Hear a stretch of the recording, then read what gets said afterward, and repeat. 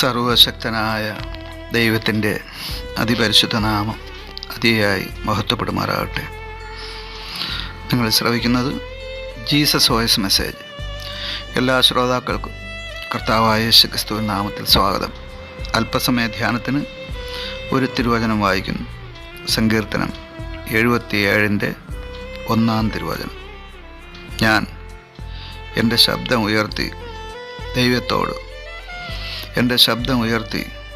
ദൈവത്തോട് തന്നെ നിലവിളിക്കും. അവിടുന്ന് എനിക്ക് ചെവി തരും. കർത്താവിൽ പ്രിയരെ, നാം വായിച്ചു കേട്ട 77-ാം സങ്കീർത്തനം 1-ാം തിരുവചനത്തിൽ ആസാഫ് എന്ന ദൈവഭക്തൻ്റെ വിശ്വാസ പ്രഖ്യാപനമാണ് നാം കാണുന്നത്. ആസാഫ് പല കഷ്ടത്തിലൂടെ കടന്നുപോയി, പല ശോധനകളിലൂടെ കടന്നുപോയി, പലതരത്തിലുള്ള പ്രതിസന്ധികളിലൂടെ കടന്നുപോയി.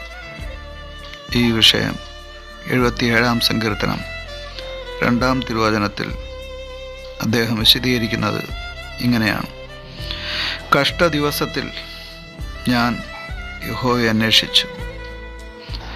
രാത്രിയിൽ എൻ്റെ കൈ തളരാതെ മലർത്തിയിരുന്നു. ഈ വചനത്തിലൂടെ നാം കാണുന്നത് ആസാഫ് അനേകവിധമായ നഷ്ട ശോധനകളിലൂടെ കടന്നുപോയി. മാനസികമായി, ശാരീരികമായി, ആത്മീയമായി ശോധനകളിൽ, പരീക്ഷകളിൽ അനേകർ അകപ്പെടുന്നത് നമുക്കറിയാം. അതുപോലെ തന്നെ ആസാഫും പലതരത്തിലുള്ള നഷ്ട ശോധനകളിലൂടെ കടന്നുപോയി. ആ സമയം അദ്ദേഹത്തിന് ഉറക്കം പോലും നഷ്ടപ്പെട്ടിരുന്നു. അതുപോലെ സംസാരിക്കാൻ കഴിയാതെ വണ്ണം അദ്ദേഹത്തിന് പ്രതിസന്ധി ഉണ്ടായി. 77-ാം സങ്കീർത്തനം 4-ാം തിരുവചനത്തിൽ പറയുന്നത്: നീ എൻ്റെ കണ്ണിന് ഉറക്കം തടുത്തിരിക്കുന്നു, സംസാരിപ്പാൻ കഴിയാതെ വണ്ണം ഞാൻ വ്യാകുലപ്പെട്ടിരിക്കുന്നു എന്നാണ്. ഈ ഭക്തനായ മനുഷ്യൻ ആസാഫ് കടന്നുപോയ വഴികളെ ഓർത്തെടുക്കുകയാണ്. കഷ്ടങ്ങൾ, നഷ്ടങ്ങൾ, വ്യാകുലത, ഉറക്കമില്ലായ്മ തുടങ്ങി പലതരത്തിലുള്ള പ്രതിസന്ധികൾ. അദ്ദേഹം കടന്നുപോയ വഴികളെ ഓർക്കുമ്പോൾ ഒരു ഭാഗത്ത് ആ മനുഷ്യന് ദൈവ പ്രവൃത്തികളെ ധ്യാനിക്കുവാനായിട്ട് സാധിക്കുന്നു. മറുഭാഗത്ത് അദ്ദേഹം പ്രാർത്ഥിക്കുകയാണ്. ആ പ്രാർത്ഥനയിൽ അദ്ദേഹം ദൈവത്തോട് ചോദിക്കുന്നത്: കർത്താവ് എന്നേക്കും തള്ളിക്കളയുമോ? അവിടുന്ന് ഇനി ഒരിക്കലും അനുകൂലമായിരിക്കുകയില്ലയോ എന്നാണ്. കഷ്ടതകളിൽ നമ്മുടെ ഉണ്ടാകുന്ന ഒരു ചിന്തയാണ് ദൈവം പോലും എന്നെ തള്ളിക്കളഞ്ഞു എന്നുള്ളത്, ദൈവം പോലും എനിക്ക് അനുകൂലമല്ല എന്നുള്ളത്.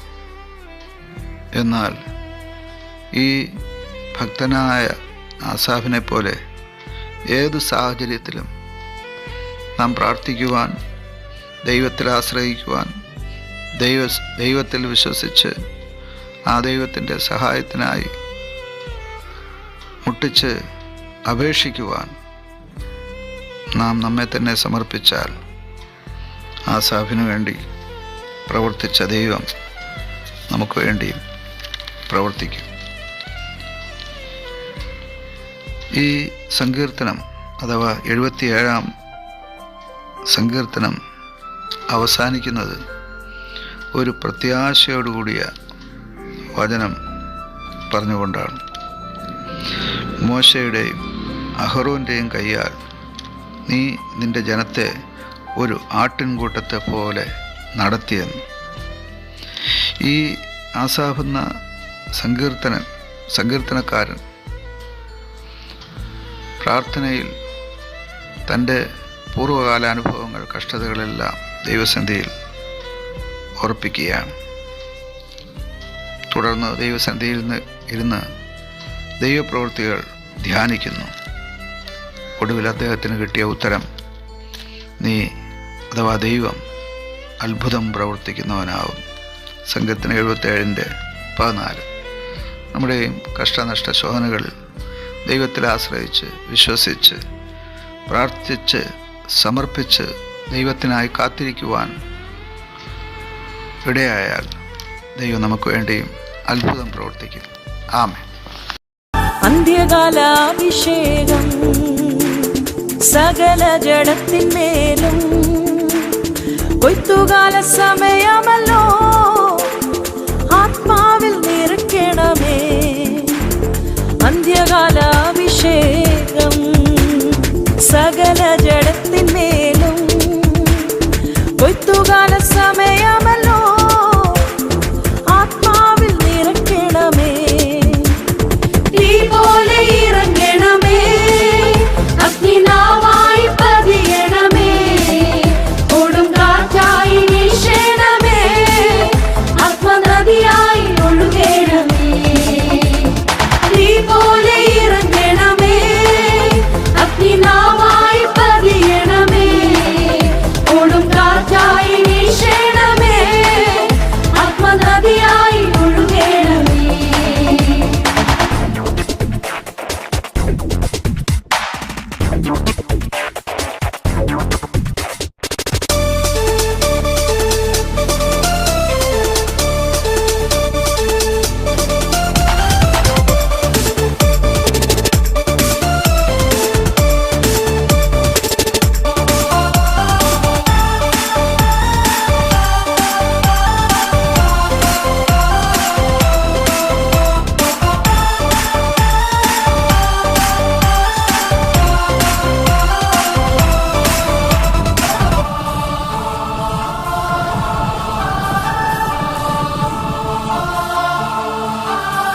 അസ്ഥിയുടെ താഴ്വരയിൽ ഒരു സൈന്യത്തെ ഞാൻ കാണുന്നു.